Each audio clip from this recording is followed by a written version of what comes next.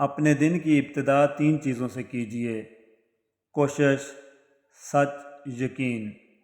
کوشش بہتر اور نیک زندگی کے لیے، سچائی اپنے کام کے ساتھ، یقین اللہ کی ذات پر۔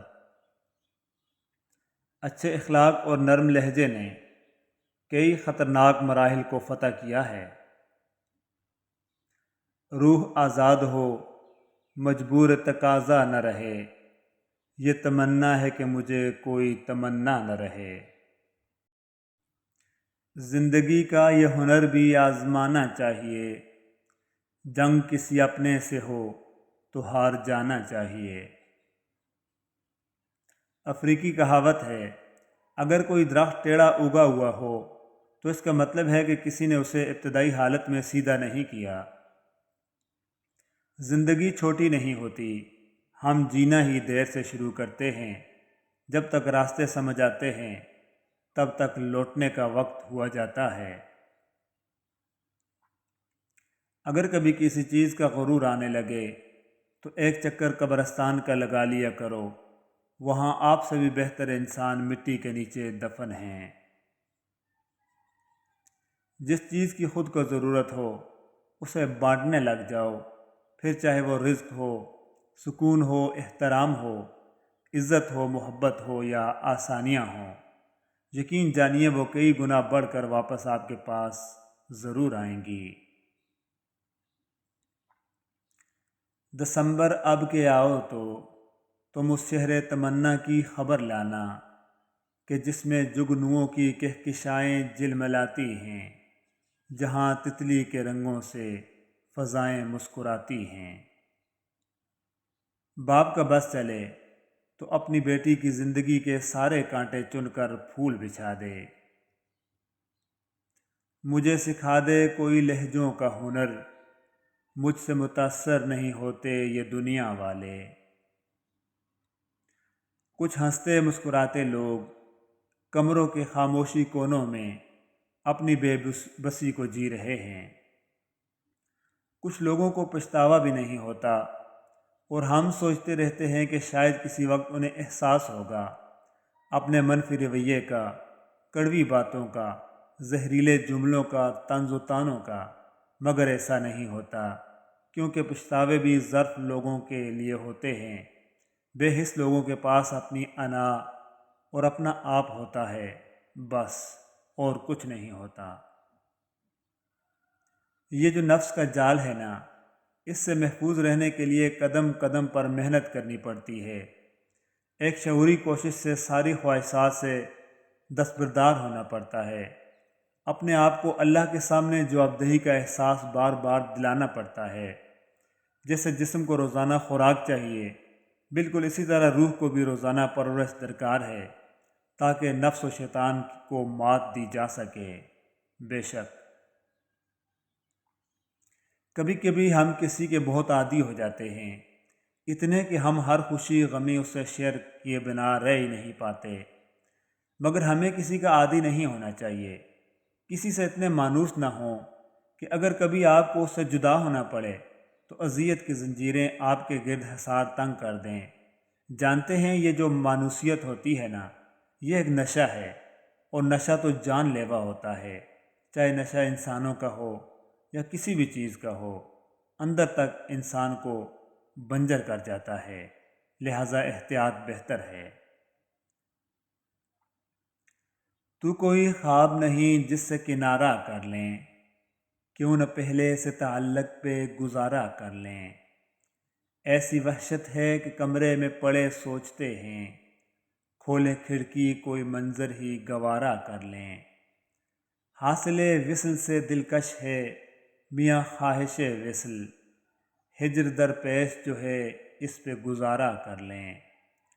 ہم نے تاخیر سے سیکھے ہیں محبت کے اصول، ہم پہ لازم ہے تیرا عشق دوبارہ کر لیں۔ یہ بھی ممکن ہے تجھے دل سے بھلا دیں ہم لوگ، اور یہ بھی ممکن ہے تجھے جان سے پیارا کر لیں۔ انسان کو اپنی پرسنل باتیں صرف اپنی ذات تک محدود رکھنی چاہیے۔ جب آپ اپنی پرسنل باتیں شیئر کر لیتے ہیں ان لوگوں سے جنہیں آپ اپنے ساتھ مخلص سمجھتے ہیں، تو زندگی میں کسی نہ کسی موڑ پر وہی لوگ اپنے مفاد کے لیے آپ کی اس کمزوری کو استعمال کریں گے۔ جب آپ اپنا راز خود اپنے تک محدود نہ رکھ سکیں تو کسی اور سے کیسے امید رکھ سکتے ہیں کہ وہ آپ کا راز خود تک رکھے گا؟ یا اللہ ہمیں ان لوگوں سے دور کر دے جو ہمیں تجھ سے دور کرتے ہیں، اور ان لوگوں سے قریب کر دے جو تجھ سے قریب کرتے ہیں۔ ہر لکھی ہوئی بات کو ہر پڑھنے والا نہیں سمجھ سکتا، کیونکہ لکھنے والا احساس لکھتا ہے اور پڑھنے والا الفاظ پڑھتا ہے۔ ہر خطا پہ شرمسار ہوں میں، بس معافی کا طلبگار ہوں میں۔ چمچہ جس برتن میں ہو اسے خالی کر دیتا ہے، چمچوں سے بچو۔ اس شخص کو کوئی نہیں بدل سکتا جس شخص کو اپنے اندر کوئی غلطی نظر نہ آتی ہو۔ جن گھروں میں اللہ پاک کا ذکر ہوتا ہے وہاں سکون، محبت اور برکت نظر آتی ہے۔ زبان کو قابو میں رکھو، یہ ایسا تیر ہے جس کا نشانہ اکثر ہی غلط ہو جاتا ہے۔ جب کوئی امید نہ ہو تب زیادہ یقین سے مانگو، کیونکہ معجزے اللہ کی شان ہے۔ احساس کی دنیا الفاظ کی دنیا سے بہت مختلف ہے۔ ٹوٹے ہوئے رشتے وہ جوڑ دیتا ہے، بات اپنے رب سے جو جوڑ دیتا ہے۔ والدین کی دی گئی آزادی آپ کے پاس امانت ہے، اس میں کبھی بھی خیانت مت کیجیے۔ جس دن تمہیں یہ معلوم ہو جائے گا کہ جو کام تمہاری مرضی سے نہیں ہوتے وہ تمہارے لیے کتنے بہتر ہوتے ہیں، اس دن تمہاری بے سکونی ختم ہو جائے گی۔ جیسا سوچو گے ویسا بنو گے، تمہارے خیالات ہی تمہاری تقدیر ہیں۔ غموں کا نیا انبار لگ بھی جائے تو یاد رکھیں کہ دکھوں کا علاج صرف اور صرف سجدہ ہے۔ دنیا کو جیتنا چاہتے ہو تو آواز میں نرمی پیدا کرو۔ ابھی تو وہ مقام آنا ہے جہاں اللہ پاک نے تمہیں تمہاری مانگی ہوئی ہر چیز سے نواز دینا ہے۔ اگر کسی کی تکلیف دیکھ کر تمہیں تکلیف ہونے لگے تو سمجھ لینا کہ تم اللہ کے بنائے ہوئے بہترین انسان ہو۔ اور اس دن سے ڈرو جس دن کوئی شخص کسی کے کچھ بھی کام نہ آئے گا۔ اے اللہ میرے گناہ بخش دے، میرے گھر میں وسعت عطا فرما، میرے رزق میں برکت عطا فرما، آمین ثم آمین۔ نور ایسے ہی نہیں مل جاتا، تنہائیوں میں بھی مومن بننا پڑتا ہے۔ منزلیں کبھی کسی کے گھر جا کر حاضری نہیں دیا کرتی، راستوں پر چلنے سے ہی منزلیں ملا کرتی ہیں۔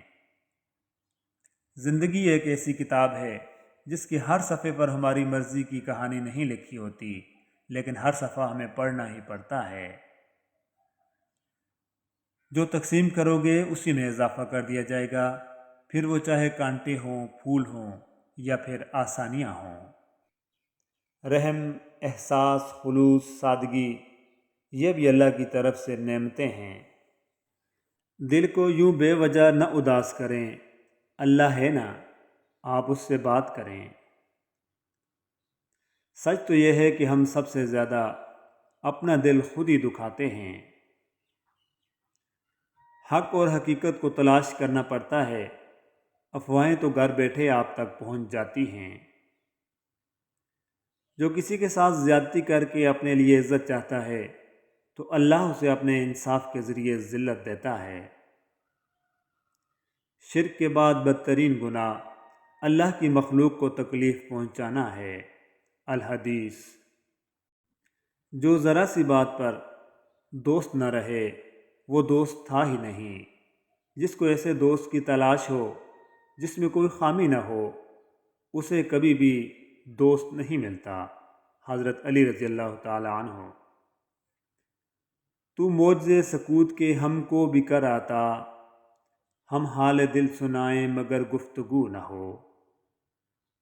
حضرت علی رضی اللہ تعالیٰ عنہ نے فرمایا، ہمیشہ سچے لوگوں سے دوستی رکھو، وہ ایسے دنوں میں سرمایہ اور برے دنوں میں محافظ ہوتے ہیں۔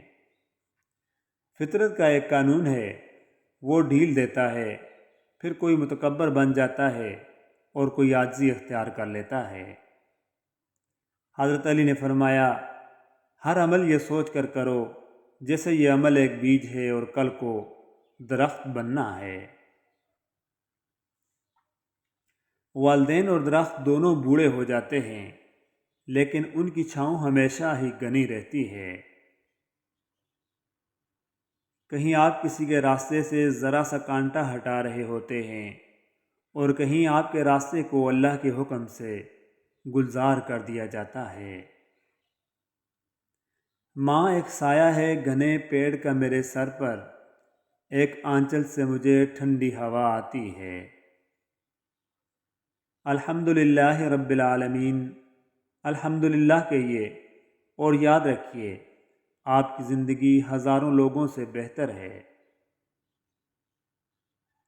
کمزور لوگ بدلہ لیتے ہیں، مضبوط لوگ معاف کرتے ہیں، اور سمجھدار لوگ نظر انداز کرتے ہیں۔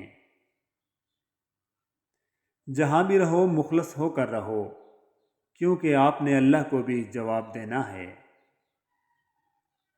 استاد اور باپ کی محبت سمجھ آنے تک اکثر دیر ہو جایا کرتی ہے۔ انسان وہ لڑائی کبھی نہیں جیت سکتا جس میں دشمن اس کے اپنے ہوں۔ آج کے دور میں اگر جیب میں چھید ہو جائے تو سکے سے پہلے سگے گر جاتے ہیں۔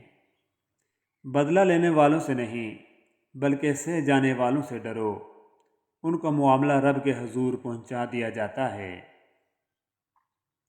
دور افق کی گہری چپ میں ہم اکیلے ڈھونڈ رہے ہیں بیتے لمحے کھوئے لوگ۔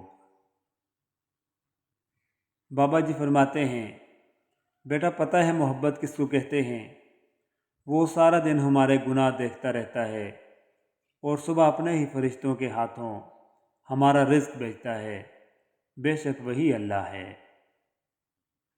زندگی کو سمجھنا ہے تو پیچھے دیکھو، اور زندگی کو جینا ہے تو آگے دیکھو۔